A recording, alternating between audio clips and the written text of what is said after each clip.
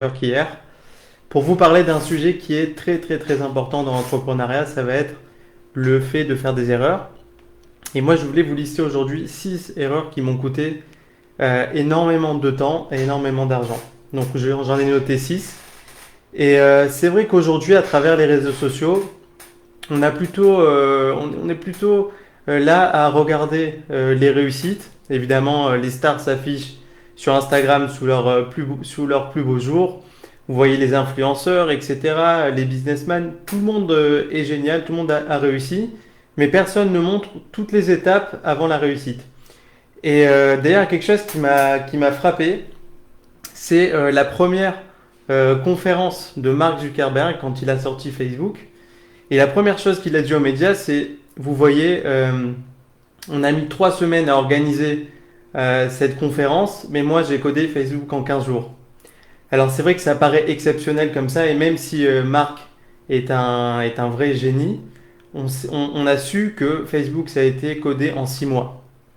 Donc voilà, c'est toujours impressionnant quand on dit j'ai réussi rapidement, j'ai réussi sans trop de problèmes.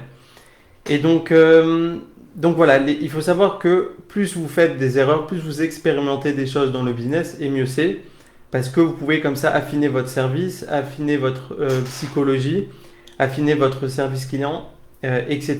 Alors la première des erreurs que j'ai faites, personnellement, ça a été en 2012 quand j'ai monté mon entreprise. Je suis parti sur la vente. En fait, ce qu'on faisait, c'est qu'on proposait du graphisme et de l'impression à un prix vraiment déclassé, quoi. Donc c'était génial. On a pensé que c'était génial pour les clients parce que très souvent, les gens qui ont besoin de graphisme, ils ont besoin d'impression et ils n'ont pas vraiment les nerfs d'aller chez deux entreprises à la fois. Donc nous, on avait condensé tout en un. Et en fait, on s'est rendu compte, au début, on a eu des clients et en fait, on s'est rendu compte que quand les gens payent pas cher, ben, malheureusement, la valeur de votre travail diminue et qu'ils étaient de plus en plus exigeants alors qu'ils payaient vraiment rien du tout. Et à part ça, on avait un problème de marge, c'est que les marges elles étaient trop petites et on pouvait pas gagner assez d'argent dessus. Donc la première des erreurs à ne pas faire, c'est faire attention à son pricing. Ne pas faire un pricing trop bas dès le début parce qu'on n'a pas beaucoup d'expérience et qu'on n'a pas forcément la confiance d'après 5 ans de travail. Et faire attention aussi à ne pas faire un pricing trop haut. En fait, il faut être cohérent. Comme dit mon ami Daniel Rotnemer, il faut être cohérent. Il faut que les tarifs que vous affichez soient cohérents avec le service que vous proposez. Si vous proposez de la location de voitures de luxe, vous ne pouvez pas vous permettre de faire un prix cassé.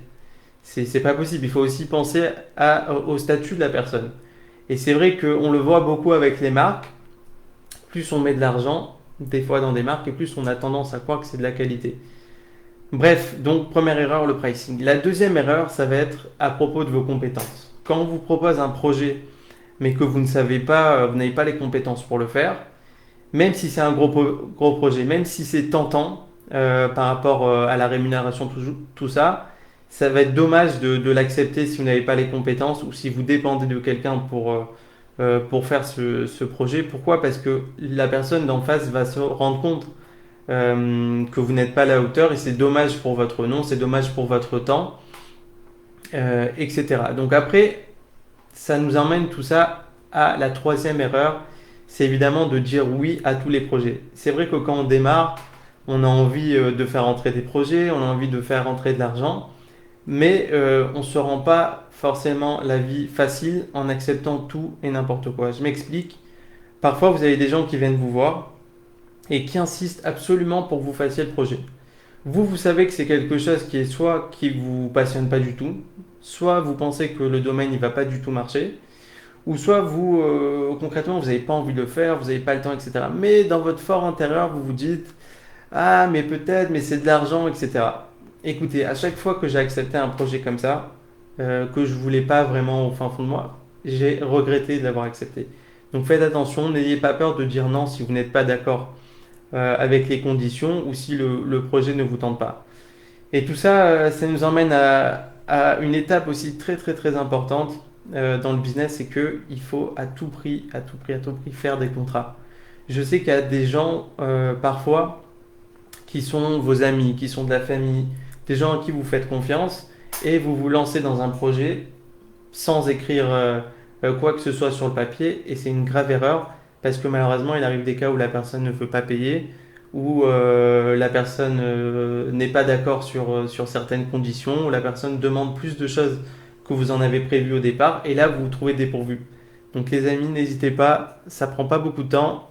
Parfois, c'est pas un malaise de demander à faire un contrat même avec de la famille, mais avec des amis, mais c'est important pour vous, pour votre structure.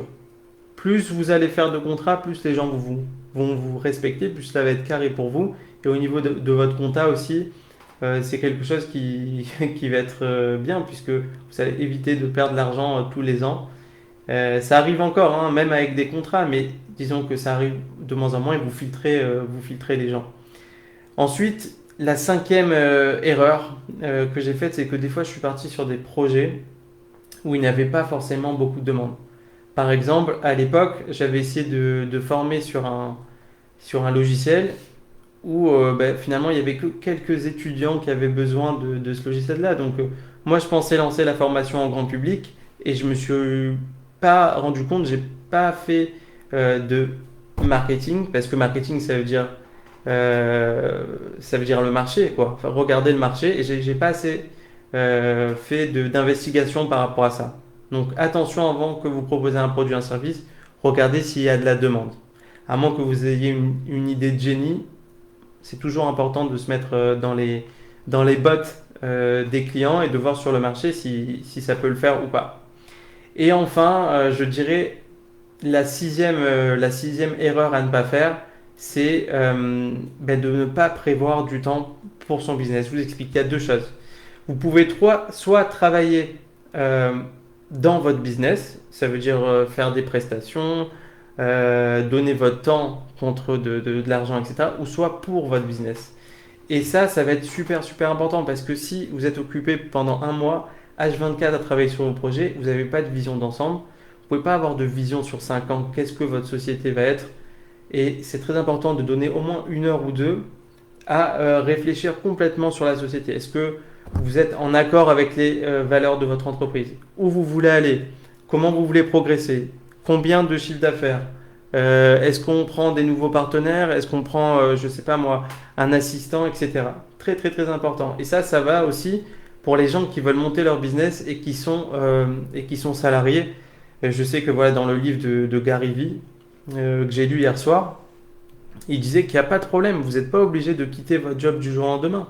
Vous pouvez garder votre job à plein temps et travailler le soir et se donner une demi-heure par jour ou 3 heures à 4 heures par semaine pour bosser votre business. Donnez du temps pour réfléchir sur votre affaire et je peux vous assurer que vous allez évoluer rapidement.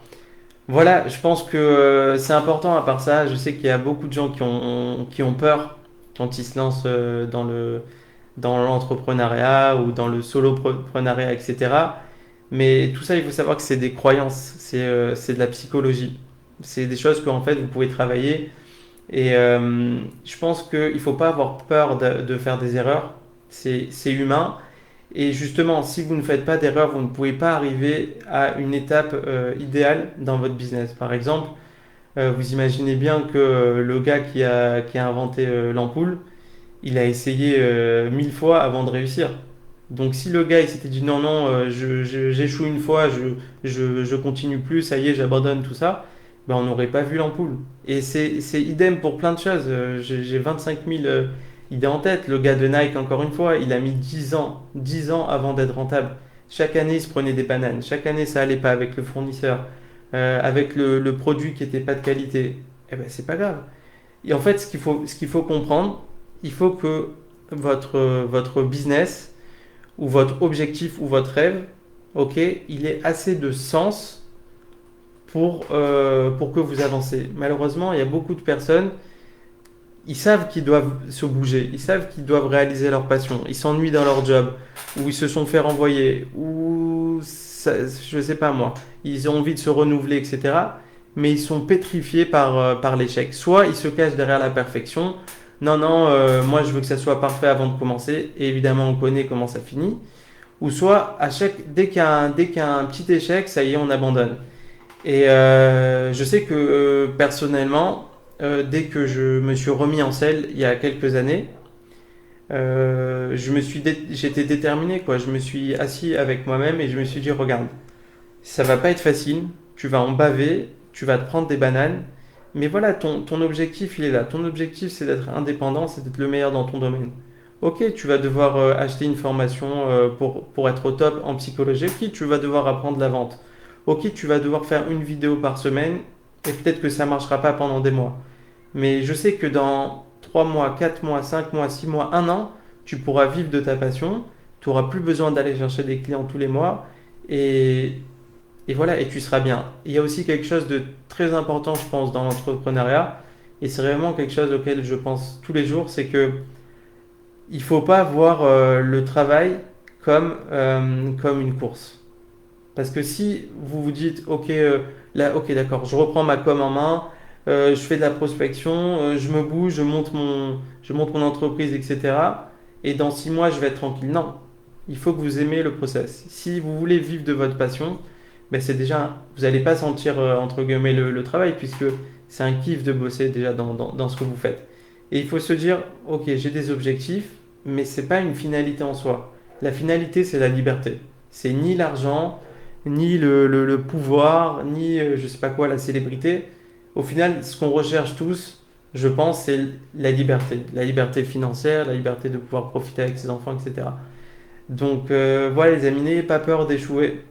L'échec, c'est juste un feedback et c'est des expériences qui vont vous permettre d'affiner votre personne, d'affiner votre produit.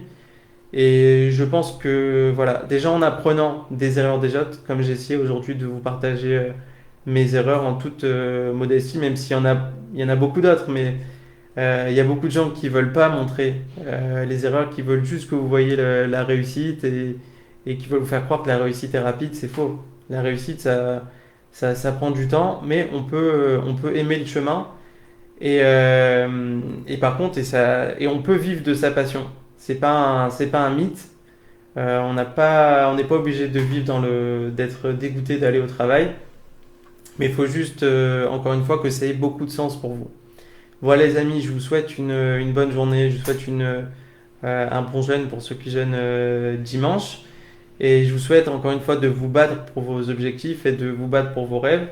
Et voilà, n'ayez pas peur d'échouer parce que vous savez que au bout du cinquième, sixième, dixième, cinquantième échec, ben, vous allez le faire. Et comme disait Michael Jordan, qui pourtant paraît au summum du sport et au summum de la réussite, c'est parce que j'ai échoué millième, 1000 fois que j'ai réussi. Voilà les amis, bonne journée.